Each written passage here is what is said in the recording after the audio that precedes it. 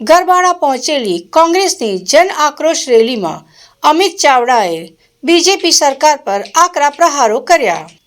ખેડા જિલ્લાના કપડવંશથી શરૂ થયેલી કોંગ્રેસની બીજા તબક્કાની જન આક્રોશ યાત્રા ગરબાડા પહોંચતા જન આક્રોશ યાત્રાનું ગરબાડા તાલુકા કોંગ્રેસ દ્વારા ભવ્ય સ્વાગત કરવામાં આવ્યું।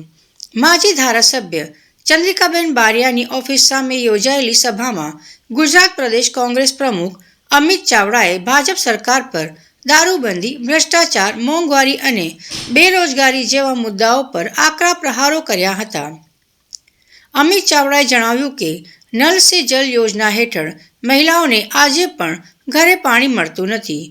આ યોજનામાં થયેલા ભ્રષ્ટાચારને કારણે મહિલાઓને દૂર દૂર સુધી પાણી ભરવા જવું પડે છે। તેમણે દારૂબંધી પર પ્રહાર કરતા કહ્યું કે રાજસ્થાન અને મધ્યપ્રદેશની સરહદોથી ટ્રકો ભરીને દારૂ ગુજરાતમાં ઘુસાડવામાં આવે છે। આ જન આક્રોશ યાત્રામાં ગુજરાત વિધાનસભાના કોંગ્રેસ પક્ષના નેતા તુષાર ચૌધરી, એઆઈસીસી મંત્રી, લુણાવાડાના ધારાસભ્ય ગુલાબસિંહ, પૂર્વ સાંસદ પ્રભાબેન તાવિયાડ, ગરબાડાના માજી ધારાસભ્ય ચંદ્રિકાબેન બારિયા, દાહોદના માજી ધારાસભ્ય વજયસિંહ પડદા, જિલ્લા પ્રમુખ હર્ષદ નીનામા સહિત કોંગ્રેસના અનેક આગેવાનો, કાર્યકરો અને મોટી સંખ્યામાં લોકો ઉપસ્થિત રહ્યા હતા। દાહોદ જિલ્લામાં અત્યારે તમે જોઈ શકો છો ગરબાડા તાલુકામાં પહોંચી છે।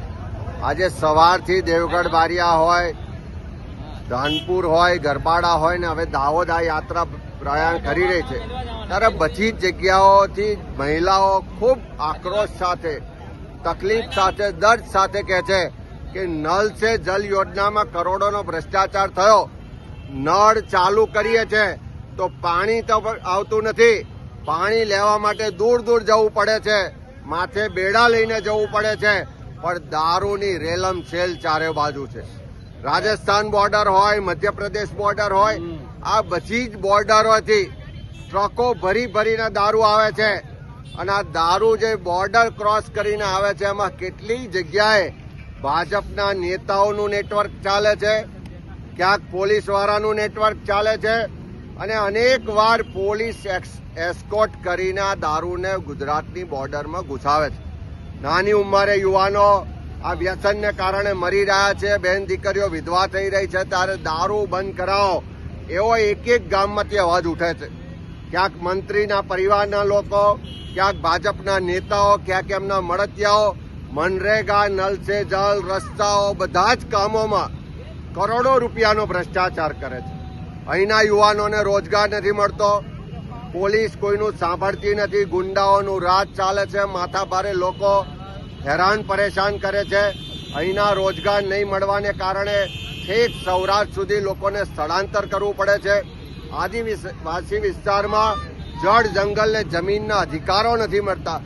આ બધા જ મુદ્દાઓને લઈ અને લોકો રસ્તા પર ઉતરી અને આ જનાક્રોશ યાત્રાનું સ્વાગત કરે છે, જોડાય છે અને પોતાના પ્રશ્નો આક્રોશ સાથે રજૂ કરી રહ્યા છે। હું ચોક્કસ કહું છું કે આ દાહોદમાં જે લોકોનો અત્યારે માહોલ છે, જે લોકોનો મૂળ દેખાય છે કે આ જનાક્રોશ યાત્રાના માધ્યમથી ગુજરાતમાં એક નવી ક્રાંતિ, એક નવી લડાઈ થવા જઈ રહી છે અને સરકાર જો નહીં માને, સરકાર આ લોકોના પ્રશ્નોનું નિવારણ નહીં લાવે, આ આક્રોશનું સમાધાન નહીં થાય તો આવનારા સમયમાં ગાંધીનગરમાં બેઠેલા લોકોને ખુરશી સાચવવાની ભારે પડી જવાની છે।